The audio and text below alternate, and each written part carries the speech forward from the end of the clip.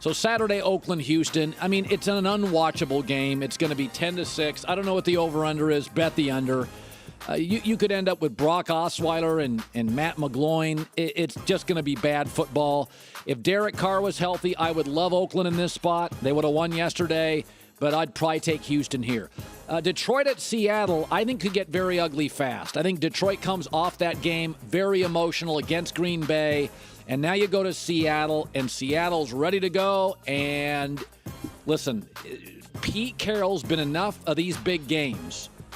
This roster has been in a number of these big games. For Detroit, we saw last night in a step-up moment, they didn't step up. I have a feeling Seattle's going to beat Detroit, and it's going to be ugly. Then on Sunday, it's Miami at Pittsburgh. Again, Ryan Tannehill could make it interesting. When the Dolphins' offensive line was healthy, Miami was a tough out. But the Miami team I'm watching right now, backup quarterback, can't compete with Pittsburgh. The Steelers yesterday mailed it in emotionally. I think the Steelers walk all over Miami. Now, I think the Giants at Green Bay is really interesting. We know Green Bay is red hot, and we know it's going to be 7 degrees, and we know that Green Bay now has a running game, and last night Aaron Rodgers looked phenomenal. But I would caution, this line opened at 7.5, and the Sharps bet it down to 3.5.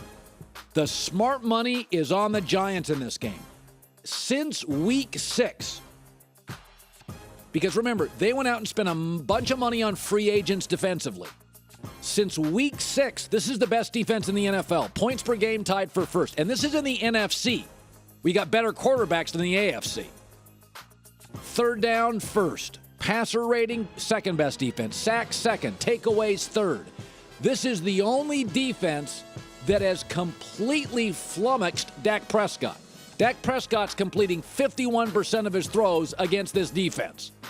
So it doesn't matter that it's cold. In fact, it's probably better that it's cold, that Aaron Rodgers is uncomfortable, because to me, this is a go-either-way field goal game. I would take Green Bay because they're at Lambeau, and that means something. But the line was 7.5. It dropped to 3.5. In fact, I asked the guys this morning. I said, what's the line?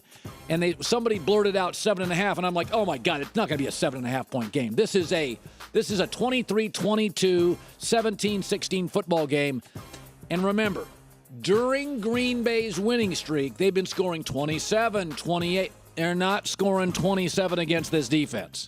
This defense, this secondary, Eli Apple, Landon Collins, Janoris Jenkins is the best secondary Green Bay is going to face this year. They've got a pass rush.